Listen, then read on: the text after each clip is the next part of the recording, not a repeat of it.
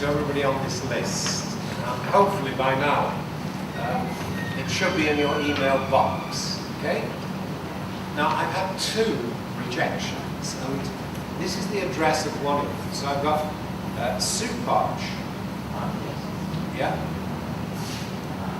Is there something wrong with that? I can understand because I tried to check the email address and there was someone who sent it to me and asked me to send it. Yeah. But I cannot get from. You can't either, okay. Yeah, because there was that one that came through and just said couldn't get through to the server. And the other one, I think is here. Does this ring a bell with everybody? This one here.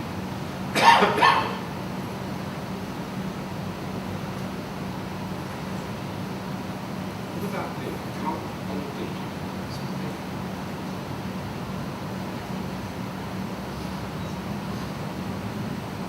No? Nobody recognises that.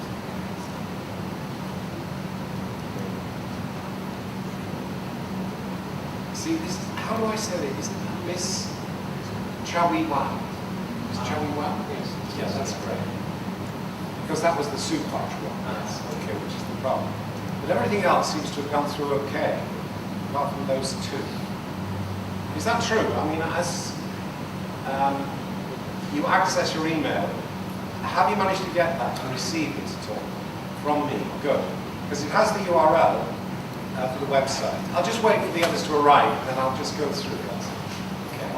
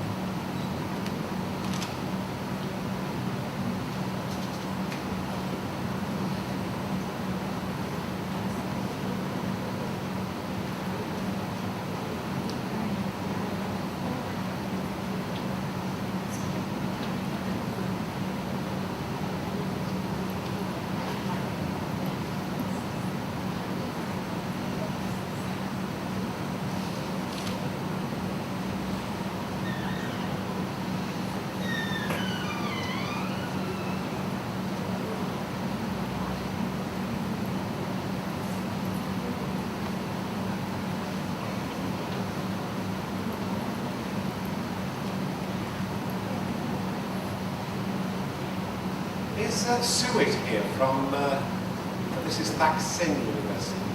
No? Is he here? Not now, okay. It's just that this was the only other one that didn't go through.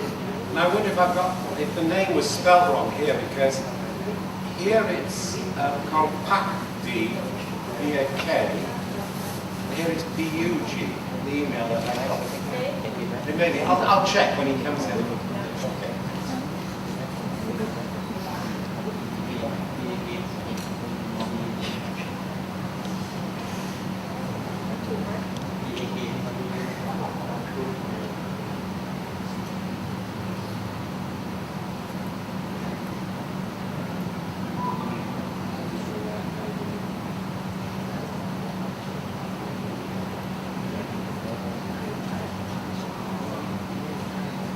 Okay, well, there are a few other people to come, but I'd like to start and get underway for this session. What really pleases me is the number of emails that seem to have actually worked. And I've now got a full list of your names, the university, and also your emails. And I'll just check with the other 2. You know, we'll see why it is that the one with vaccine is not getting through. But what this gives us the opportunity to do is to sustain the conversations together. Your website, and it's a delight to see the numbers that are now coming through that Spanglefish website. There are a few people that sent me their action planners, which for some reason went into my spam or the trash mail. Okay, so it is strange that I'll just show you that quite a number actually came through.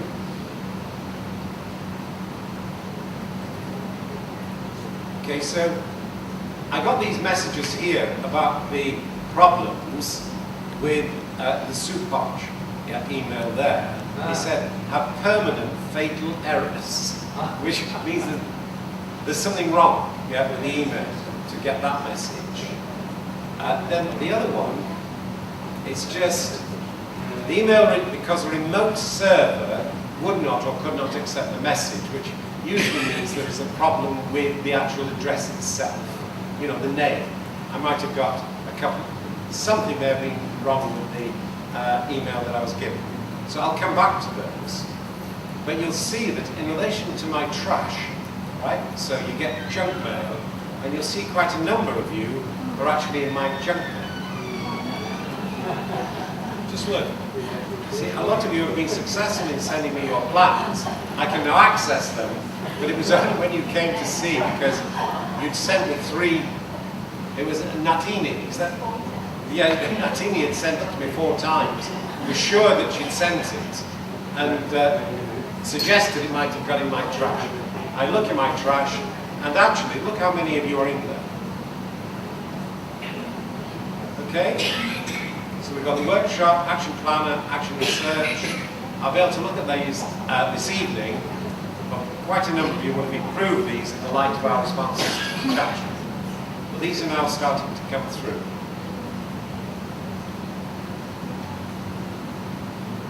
Again, that for me is really excellent.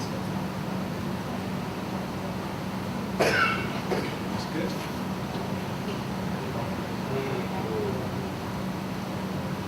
So I've got all the names, the addresses. This is the first email with all your lists on. That's gone down.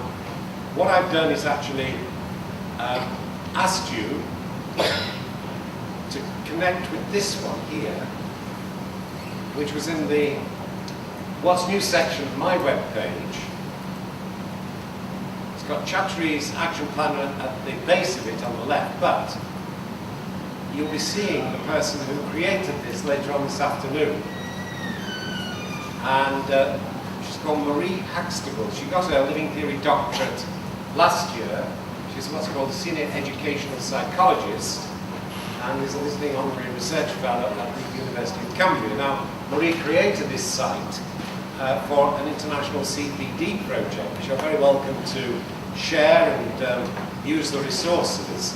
But you'll see that on the left-hand side, Marie's put on the methodology and methods, issues to do with rigor and validity, which you can just access. There's some videos, there's some references, which again, you're very welcome to go into and to contribute to if you wish. But we'll talk to Marie later on this afternoon about this international CPD project. Section on methodology and methods.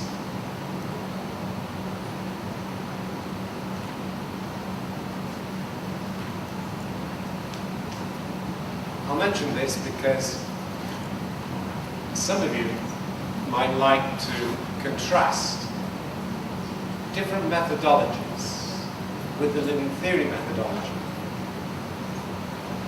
And this particular response gives you access to the ideas of a man called Creswell who wrote a book on methodology. And this was in relation to his 2007 book on 5 qualitative research approaches.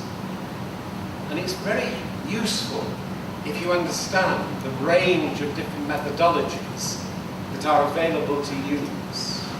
And the living theory methodology is one approach if you want to develop your own explanation of your influence. But as well, within, for example, qualitative research, we've got narrative research, which we use in creating a living theory. It must be a narrative. If you look at this idea of phenomenology, which some of you again, may have heard of, and it's a very important movement that began really, well, Hegel in the 1800s, his key text was called The Phenomenology of Spirit. But the man called Husserl, in about 1912, had his key text on phenomenology, which influenced a lot of people, including in Europe, a man called Merleau-Ponty, who really focused on embodied knowledge, which I've actually learned a lot from. And this idea of phenomenology is really important because it's suggesting that you start your inquiry from within your experience of the phenomena itself. So if you want to actually improve your own practice and inquire into that practice, you've got to start from your experience of the practice itself. So in that sense, creating a living theory is grounded in phenomenology. You're always beginning from your experience of the phenomena itself. So you can draw on some of these ideas in creating your own living theory. You might have heard of grounded theory. Now, grounded theory differs from a living theory because in a grounded theory, it's excellent because it focuses on practice. It really is grounded in the context and in your practice. Now, the difference with the grounded theory is that it tries to create generalizations, which in creating your living theory, you don't actually generate generalizations because it's your narrative of your learning within your context. It's not that it's not relatable for other people to use, and in that sense of generalized, it can be generalized, but not in the traditional sense the grounded theory uses it. Ethnography, again, very popular. In the Western academic traditions, and ethnography means that you give priority to the cultural influences that are actually working on what it is you're doing. So an ethnography doesn't emphasize your own I with the influence that you're having in your own practice. It will emphasize as a priority and give preference to the cultural influences on an individual's practice. So the explanation will always be given in cultural terms, which is, again, important to understand that culture does influence what we do. And I'll bring that in tomorrow in relation to this idea that you can use the idea of culture in creating your own living theory. I'll mention the word auto-ethnography because that has recently been developed as a methodology, which I like very much because it includes both the individual as the auto. The auto means the self, the I, in connection with the cultural. So you'll, I think, like, when you read about auto-ethnography, I think you'll like that. And again, the idea of a case study is also important. The difference in relation to you creating your living theory is, if you like, you are not a case, but you are a unique individual with your own values and original contexts who are trying to explain your own practice. If you were to say, as a head teacher, how am I doing this?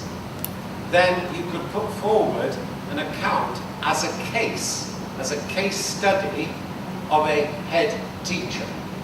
That would be a case study because you would be studying not your own I with your values in your context, but you'd be putting your role as head teacher as primary. And that would make it a case study rather than a living theory. But each of these has got something of value in terms of drawing insights from these ideas into your own living theory if you wish to. But it was just that this one, as I say, I've done this for my own doctoral students and other people that are interested in these 5 approaches and relating them to the development of a living theory. And as I say, this is in the, the section you can get from this particular website that I've sent with the URL for. Okay, so it's there. You can just go down to the methods and methodology, which you can if you're interested in rigor and validity. Click on it, and it's there. again, reading room, and as I said, we'll chat with Marie this afternoon, but she's put a whole lot of references that, again, you may find useful for you. This one here, A Child's Work, Importance of Fantasy Play. We work with a lot of primary teachers who are interested in those areas of fantasy play for children. But I want to get you familiar with the resources that you can draw on in creating your own learning field. Now again, I just want to pause just to give you that time, because if you're going to develop inquiry learning with your students, and they are going to work in that way in the schools, I think you're going to have to really show your students how to ask you questions. Otherwise, you won't get inquiry learning going. This is why I'm really insistent on Friday creating the curriculum from your responses. At the moment, we haven't got many of those responses to build our curriculum from. We can't, if you like, encourage your students to develop inquiry unless you feel that you're in a space which has actually enabled you to actually ask your own questions and have them taken seriously. And then your students won't help the pupils in the school to do that unless they've been helped to ask you questions. So again, you know, I want to pause again, because I do need to start to feel that issues are coming from you. And we've been together now 2.5 days.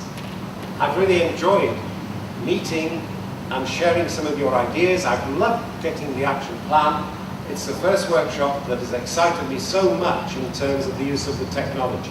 I think it's fantastic that I can have the e-list of all your addresses. I can send that back to you. I've actually got your action planners, although most are in trash in my email, and I should rescue those tonight. But it's this feeling of building something together from your inquiries or your questions, in particular issues you feel coming from the workshop. But if you're, as I say, if you're not asking questions or raising issues, we won't be able to create this living curriculum for Friday. So, will anybody bring into the group any issue at all that you're feeling is significant in your practice? So you, as many are teacher educators, you've got fantastic commitment to bringing new technology into schools, and I've been suggesting in terms of research. You've got real passion, and it's come through in terms of your action planners for helping your students to develop scientific understanding. I think nationally you will find teacher education will move to an increased partnership between universities and schools with cooperating teachers. I think you will have that as part of the future, some of it developing now. So what I want to encourage you just to do now is just to think of any issue at all. You needn't be linked into your own inquiry, but just something that you're aware of as being significant within your workplace. Something that you're feeling is going on at the moment, or you can see coming up, that you will have to respond to, that will be significant. Now, I'd just like you just to talk, as I say, just 5 minutes, just to see if you can actually communicate with each other an issue, something that you know is important. For example, in England, the really big issue at the moment for academics is that we have what's called the Research Excellence Framework. The government give a lot of money to universities where the academics have produced 4 publications in refereed journals. They're also beginning for the first time to emphasize, I think it's about 10 or 15% of their judgments is going on the use of the research. So for the first time, they're asking for evidence that the research coming out of the academic departments has actually been of some use. Yeah?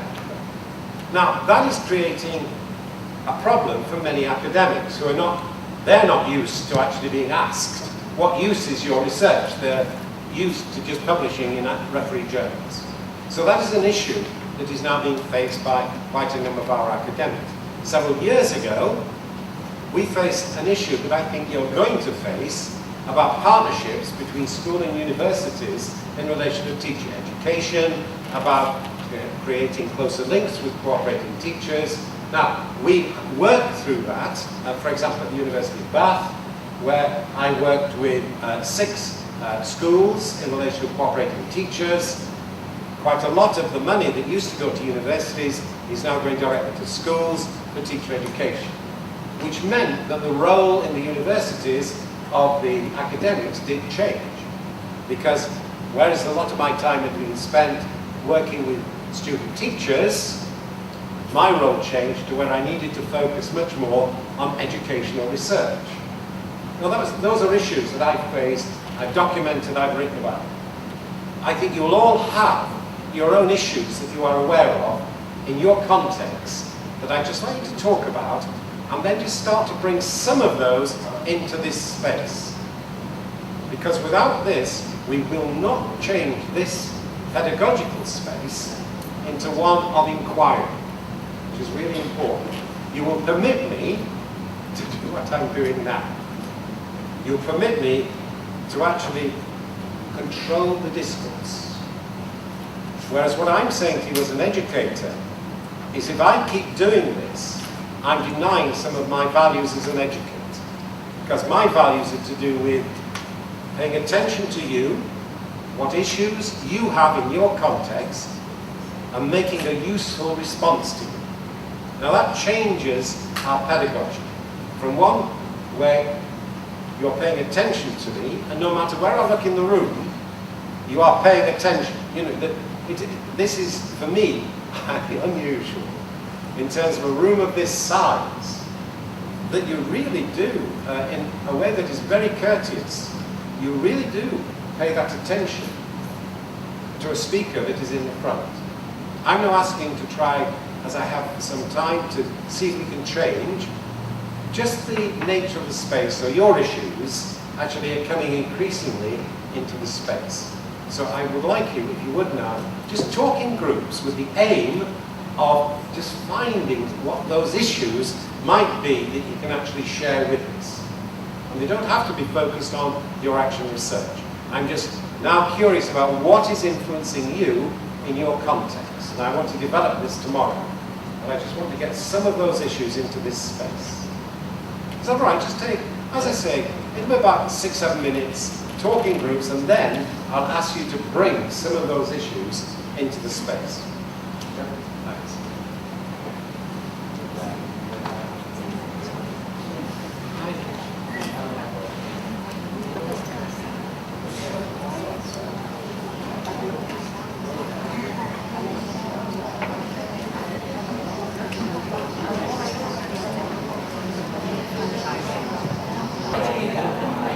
Right, okay. In a few minutes I'll just stop and see what other people have come up with, okay? ซึ่งใครจะดูแล้วเอาไปแก้ปรับแก้อะไรก็ได้ในนั้น คืออาจารย์สร้างบอกอาจารย์ไม่ถึงเราสร้างบอกเราสร้างบอกเราก็ต้องไปขอที่ฟรีๆเสร็จแล้วอาจารย์ก็ไปแปะบอกอาจารย์ไหนอาจารย์อาจจะไม่บอกมีโมเดลก็ไม่ได้อาจารย์ก็ไปแอดส่งไปโมเดลก็จะเก็บเสร็จ ใช้เวลานานหน่อยแล้วก็จะมีเป็นเวิร์ดมานะคะว่ามพอ3มีอะไรเด็กก็จะ Bringing that into the group. So what I'm doing is encouraging them to bring your issues into the group. รอบที่แล้ว I kept them about 3-4 minutes with stuff. เขาพูดกันได้แหละแก้พูดเขาจะไปช่วยเขา Sorry to interrupt. Are you okay with some issues to bring into the group? Or yes? Oh, you are. That's great. Okay. แต่ว่ามันยังมีในเส้นทางอะไร ที่โดนสังฆานี่ม.3 ม.3 อะไรสังฆา ชื่อว่าแยกมสามปสองอันนี้ครูต้องมีใครได้คือสองเรื่อง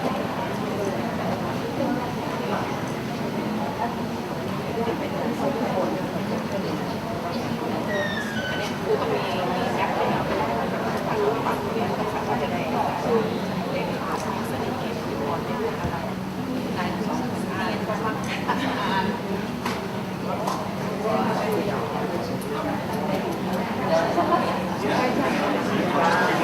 ล้วมันรู้สึกว่าอย่างดังนี้นะเพลงได้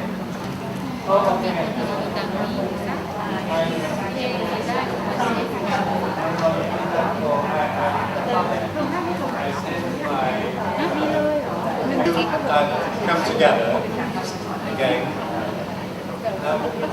As I say, I like you to finish your conversations before I interrupt.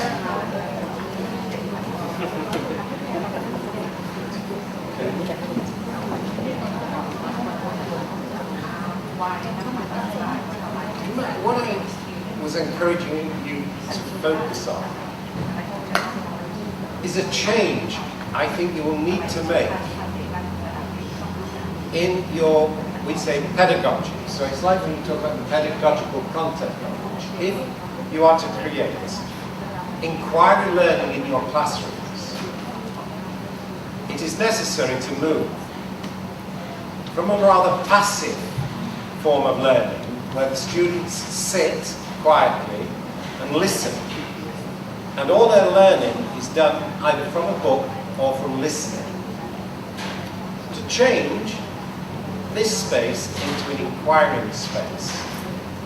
We need to have your issues with your voices taking you as the student. So you will need to do what I'm trying to do, which is to enable your students to move from a passive form of learning into a much more active and inquiry learning, where their issues and questions can be taken seriously. So I went round and I just asked if you managed to sort out either one issue you could just bring into the group, or if there were others, maybe 3 or 4, where the group had actually got individual issues they were actually talking about, because, as they said, their contexts are different. So if I just go around and just ask if you could share an issue, okay? And if you haven't managed to get one, don't worry, because I do know quite a number of the groups actually got one. Now, just with the first group, I think you were still working on the project. I think they were all, could I just, on the left there, yes? Could you just nudge them into action? That's good. I think we're all working on your project, weren't you? So, but in terms of an issue, I don't think you've got. Is that right? Yeah, that's right. Okay, well, I may come back to that, just ask about that project. But can we get your there? Have you got either one issue or some issues that you can bring to the group? Could you? Thanks. Just check the microphone, because I know you might have to speak up so it carries.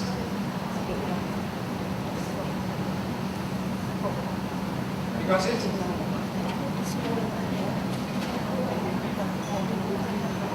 Test. Great. Yeah. You have to speak clearly. Jerhon Kapsai, I'm from Concan University. My issue is my group leader. I want to improve skill preserving teaching regarding constructivism. Yeah. Now, you'll have to say that again for me. Say that again in terms of the issue. Yeah, go on. What do you next step?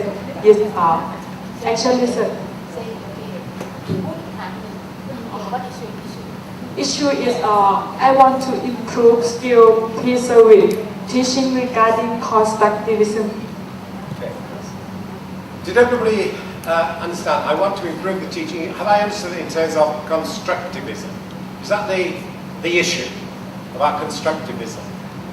Because in 1970, the work of Piaget was really influential in the UK, and Piaget really did focus on constructivism.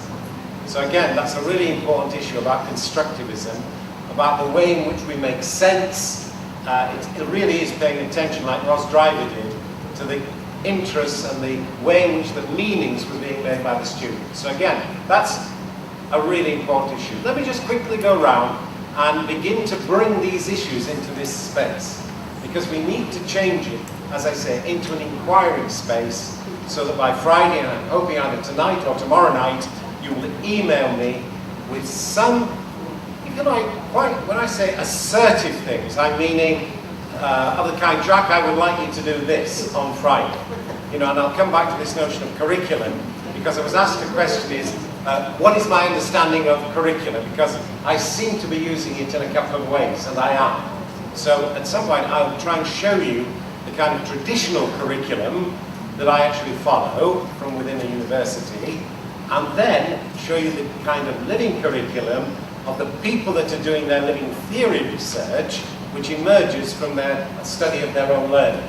But it's to put the two kinds of curriculum together. One is given to you, often by the government, as ours are, through syllabuses and assessment procedures, and that's the given curriculum. It's the one that's often coming from government. And then the other is, what are you creating in your own learning as you actually generate your own living curriculum. Could I just see if you had any issues there that you could bring to the group?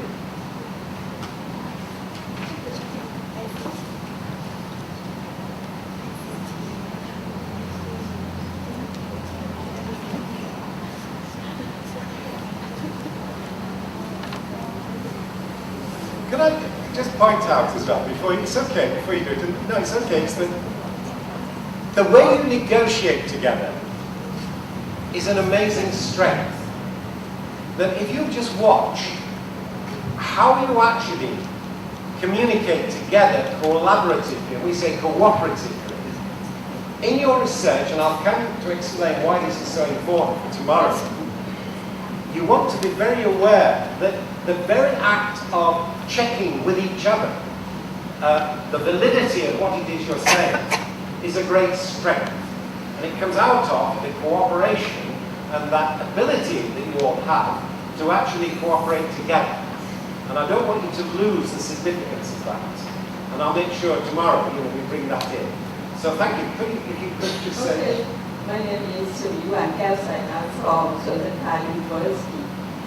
Our discussion cannot conclude or for the final conclusion, but they would like to know about my experience in how to do the classroom research.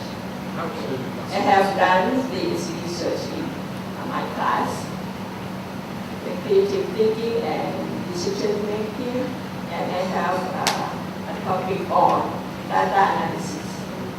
The student has to learn by using English as a media of learning and teaching. And there you learn data analysis from my class. They hate on this like mathematics. And I have to use program instruction and laboratory approach. What is the program instruction? The program instruction will be the text that you have to break down into small steps. Okay, the student has opportunity to study the sentence and the English, like mathematical English, step by step, and they can understand and answer the question and present the feedback to every answer. Okay, and after that, I designed the paper to online, so that the student can use online or e-learning to practice this data analysis. And, as an issue, that is really clear. So that was a very clear explication, we say explication, very clear description of the nature of the issue that you're facing. And also what you are doing about it. So that would be a really good point for your own classroom research, to show in your research report that you're actually doing what you were claiming to do, and that this was enhancing pupil learning. But that is really great to have this issue in this space so that we can start to turn it into inquiry. Now, within your group, there are another 5 people that actually will have issues that you could bring into the group. And it's really important, this, because as you were cooperating and collaborating, you focused in on that one inquiry, yeah?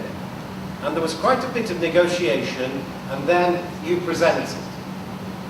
Like knowledge management, they would like to know about what is my experience. Yeah. So they should know about how to set the problem for the research, so on from this class. Again. Do you want to add something? No, please just think about that, because it's really serious. That do you want to add something? It gives you the chance to bring your voice into the group.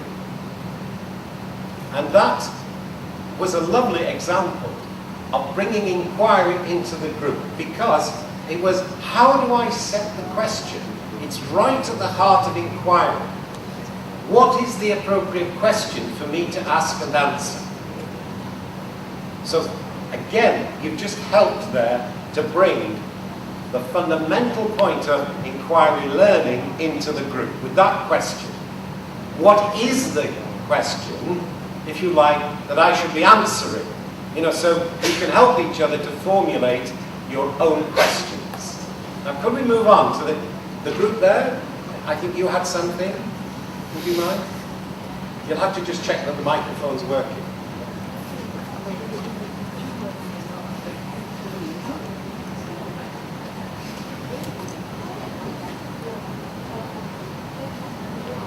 Are they okay? Can you switch it on?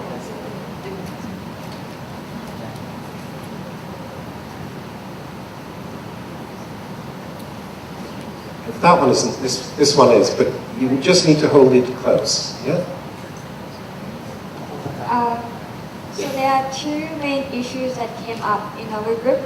So the first one is the difference between religion and cultures that affect the ways that the students learn in the context of science. So we have found out that when there's a different religion in class, for example, in Muslim cultures and Buddhist cultures, 2 of these type of students have their different ways of learning, because the way they understand things and the way they interpret it, like the context, is very different. For example, in Muslim, they have their own basic background knowledge that already developed from their religions, and that sometimes could alter or change or block the way they look at things differently in terms of scientific content. So that's one of the issues that we have to try to solve it out. How can we bring these 2 types of students into one understanding of the content? And the second one is the development of curriculums in Thailand, IPST. They have now tried to develop the curriculum that integrate different parts of different knowledge with science, math, and technologies using the technologies called STEM. So it's kind of like an online that involves all the integrations between science, technologies, math, and that would allow the students to learn and relate it back to the real life situation rather than just sitting in class without using any new technologies or advanced professional knowledge. Great. Thank you for that. That was, again, with your group, and when I came round, you were actually focusing on issues which I imagine some of you will already be encountering. The one that surprised me when I started teaching was that as a student, I wasn't taught anything about cultural differences. So I went into what was the East End School, and now I went back several years later, and there are 16 different languages actually used in this particular school. When I went there, I had no idea about the differences. For example, a Hindu group and a Muslim group that actually found it very difficult to be taught by a man. Now, until I'd learned something about the cultural differences, I could not understand the responses that I was getting. You know, because my normal way of teaching was to break the class into groups. I would actually come like this and talk to my students. And I could not understand quite a physical response, which was moving back from me by some of the students. Until I started to ask my colleagues questions about why was this? And I was told, well, actually, in relation to their own religion and culture, actually it is not to be taught by a man. And yet there they were, in my class, being taught science. And it took me some time to recognize that I really must not do what I normally do, which is go to sit with my students and talk with them. I really had to learn to keep a distance so that my students were not offended by the closeness of my practice. Now, this point where you have got, for example, a largely Buddhist country, where I think you will take for granted some of the values that I'm seeing you live, especially this one of community. There is something very special that you have, which I think you will take for granted because it comes out of what I call the cultural norm of your society. And tomorrow, I really do want you to write a little bit which shows your understanding of some of these influences. But that issue there is so important. The first one, as well as the second, but that first one is the first time anybody has brought up this difference, if you like, in spiritual cultural background and how it influences your pedagogy. So again, I think most of you may not live as I do, and I work, within what is now a multicultural society. You know, in terms of the London schools where I taught, I taught one class with, I think it was 11 different ethnic groups in. You know, and it was a huge number of different groupings. And it was called the United Nations class. And there were two of these classes where, for me, as a young teacher, not having any multicultural understanding, I had to learn very quickly that there were enormous differences in relation to religion, whether there was the Sikh, there was the Hindu, there were the Muslims, there were the Jews, there were the Catholics, there were the Christians, there were Buddhists. There were, you know, I mean, the enormity of cultural influences really made that kind of difference in terms of the learning. So I think that's very exciting to recognize that and then to work with it as an issue that we haven't got to cover up. Okay, so that's really exciting. I'll go around and just bring other issues in because I'm hoping we bring that in tomorrow with the cultural influences. Would you like, is there any others here that you feel you'd like to bring in? Because I know where we were talking, there was one, again. Would you like to bring yours in?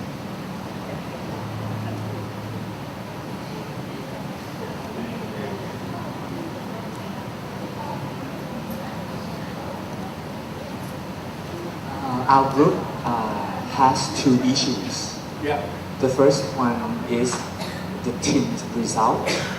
The TINT, T-I-N-S-S, the International Comparative Study. Okay. Yeah, the result that has just come out, the latest cycle, 2011. And our achievement is so worrisome because Thailand has been participating in this study for 3 cycles, and the result is falling. And we have never been above the international benchmark at 500 scores. Yeah. So and these worry us a lot. And this reflects the quality of our education, in the country in general. And we are discussing how we as a education science educator can do about it. And the second issue, it is a big concern. Actually, it's a challenge, and we truly believe that we can overcome it. It's about the group of students that we are about to teach them. This group, they got a scholarship, right? The PSMT project by IPST. All of them graduated from the Faculty of Science, and we during their recruitment process, we found out that they have a set of belief is very, very strong, and I think that this was influenced by the way they are taught at the Faculty of Science. So we need to think about how can we change it, because they have to be a good science teacher. They have to teach a science the way it is. That's great. Yeah. Okay, thank you. Yeah, the first issue is one that almost every country, as a country, faces. In England, we've come out very near the bottom of 29 countries in relation to the well-being of children in our society. So that is now a fundamental concern, and that is coming through all our education institutions. So the issue of well-being is now coming to our curriculum. Where you've got the tests from international scoring, and for example, that science, technology, engineering and maths, we call it the STEM project, is one where we're trying to actually make sure that our students are actually managing to integrate those areas, but also related to real life. Now, when it comes to the tests, on these international scores, where, for example, you'll find Thailand may be going down. One of the problems is that if you start to teach to the test, so you try to put the scores up, the paradox, the difficulty is, you might not actually be teaching the subject you believe in. And this is quite difficult, because when I started teaching, I wanted to get my students through their examinations with the best grades possible. My students did extremely well, because I taught them towards the end to the test, right? But I actually had to explain to them that I was abandoning my teaching of science and developing scientific understanding, because I believed I had to get them through the test, through the examination. And these were two very different kinds of activity. I could train them to get through the test and the exam with high scores, but that training was actually not in relation to the development of their scientific understanding. These were two very different processes. So you might have a national problem of the scores on these international tests going down. So you could all work together to say, as I did, I said, look, I've got to get my students through these exams with the best scores possible, because it matters economically in terms of the jobs they get. But I had to balance making sure they develop their scientific understanding as part of the course, and then trying to focus on getting them through the examinations. So you've got to decide together how important these national tests are. If Thailand feels to be going down, and you feel strongly you need to do something about it, as educators as a whole, in the whole country, you could actually do that by focusing part of your time on the test, on what is it that the test measures. But that is a national issue. It's one you'll all have to make a policy decision about, but that is a focus of your concern. But also be very aware that if you start to teach to any kind of test, you may actually start to get in the way of living the values you believe in. Because often these tests, like our country, they set standardized assessment tests, but they don't actually test the qualities that as a science teacher I would want to see tested. So you've got this tension, and that's a really good issue that you can't avoid. That is also a very good issue for inquiry. As the point there about the STEM research, the heightening of awareness and understanding of science, technology, engineering and maths. And we are getting quite a bit of money into our system to support this form of inquiry within schools.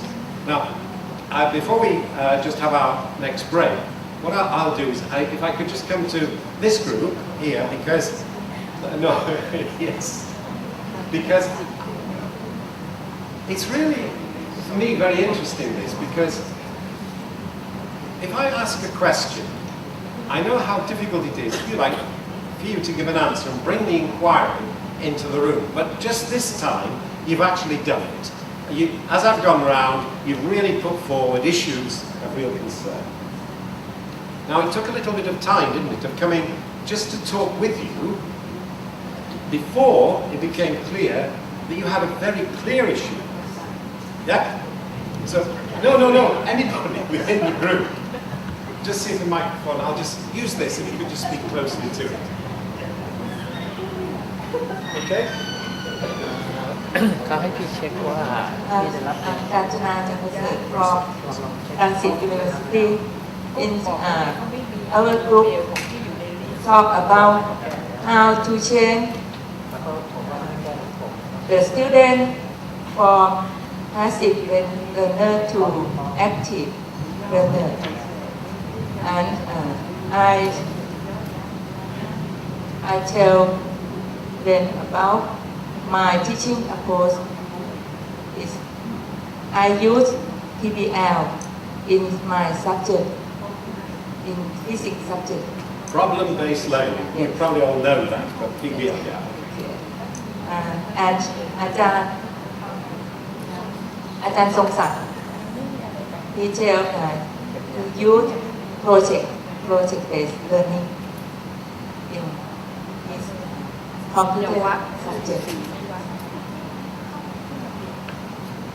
Okay, now, this, as I was talking with the group, it was this movement I wanted to bring into the room, because it is so important to move from being the passive learners, where you learn from books and learn from listening, to the learning that you're actually doing in your classroom, which is a problem-based learning in science, and in particular physics, where you're getting the students to work on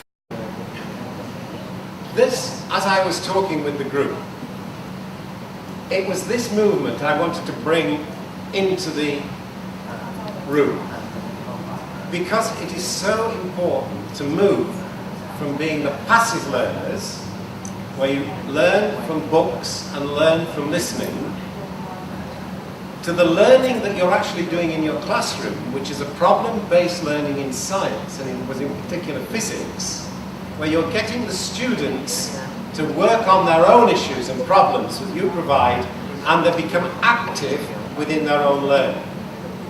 Now, that is the very process that I think everybody here is wanting to learn how to do more effectively. So that issue of how do you move a classroom, it's the issue that you're all the most attentive, really, group I have ever been in, right? You will, I think, you will probably be very polite and very courteous if I was to talk at you continuously for hours at a time, right? Now, I'm not quite sure at what point you would get angry with me or bored with me, but there's something about your courtesy and politeness which might get in the way of you saying to me, you need to improve your pedagogy. You know, if I'm not engaging you, if I'm not really stimulating you, you really do need to say to me or a teacher, look, there's something wrong with your pedagogy, which is your interest in the pedagogical content knowledge. How do you do it?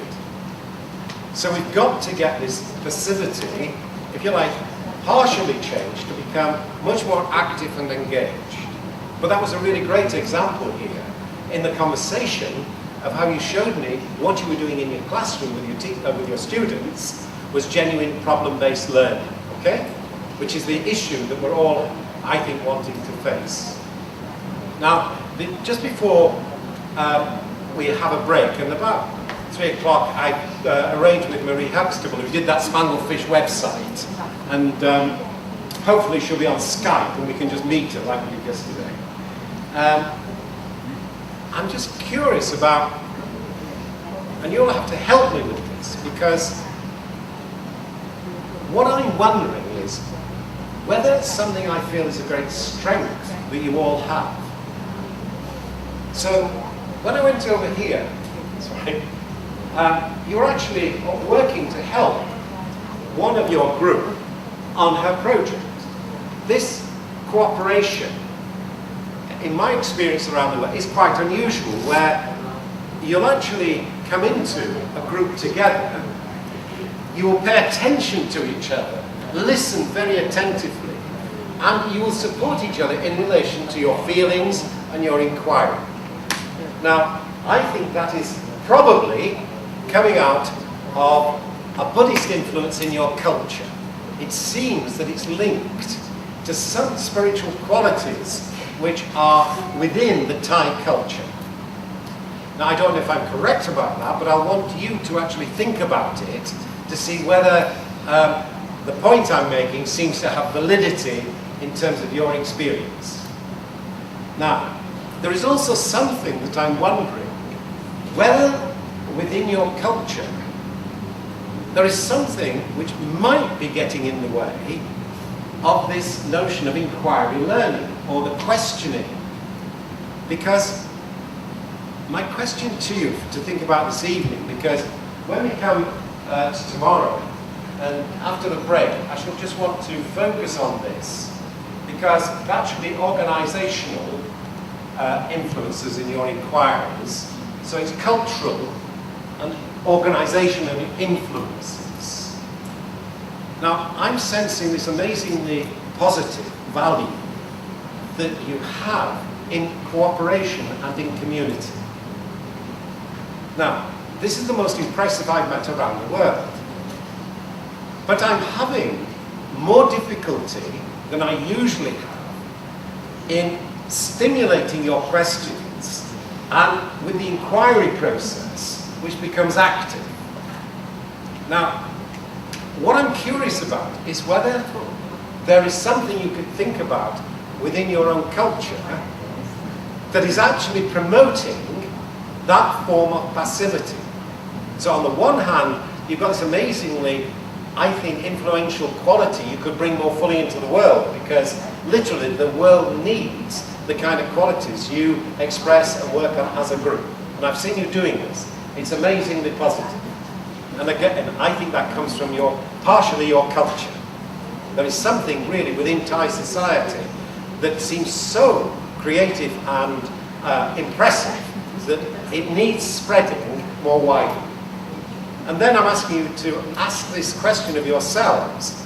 Is there something within your culture and the organisations of which you're a part that is actually constraining some of the action and the inquiry and the participatory processes which you will need to move your education systems into the 21st century? Now, again, I may be mistaken in my intuitions, because you know your culture much better than myself. All I can do is to share just some intuitions from my experience from different parts of the world, to say, look, can you just think about this, and then we can talk about them when you come back from the break, and we can then move it into the morning session tomorrow, where I want to focus on these cultural and these organisational issues, which I will ask you to write a little bit about to show that you've really got on the inside of some of what we call the cultural and the historical. So we call it socio-cultural, and then you've got the socio-historical, because you've got a whole history within Thailand, an amazingly rich history, which is bound to influence where you are now. You've also got the present culture, which is influencing what you do. So I'd like us to focus on perhaps 2 or 3 paragraphs, which will actually show that each of you is aware of the influences of those cultures and those organisations. So I hope I'm just clear about what I'm asking you just to think about. So when we come back after the break, I'll actually just question you about my own intuitions to see whether you think they've any validity, and they may not have. But I know there's something in terms of the quality of your work together which seems to me to be highly significant. And then there is this other issue about how to get the inquiry going, and I think you've seen yourselves about the reticence about coming forward with the actual issues and the way in which you do that as you negotiate together. So you had one spokesperson there to come to talk about her project, so I didn't get to know any of the other 5 issues. Here you are still working to help your colleague on her project. So I want to work on that after coffee, after the break. And I also want to just show these understandings of curriculum. And I'll put a curriculum from our master's program so you can see this difference between a traditional curriculum from within my universities that I work, and then this idea that you creating your living curriculum with your students that come into their living theories. And at 3, as I say, I'm hoping Marie Huxtable will just connect for a few minutes about that Spanglefish site, because she was the one that actually designed it, put it up there, and encouraged me to show people how to use it. All right, so if we get back about 15, 20 minutes, that's great. Okay, I'll get that curriculum.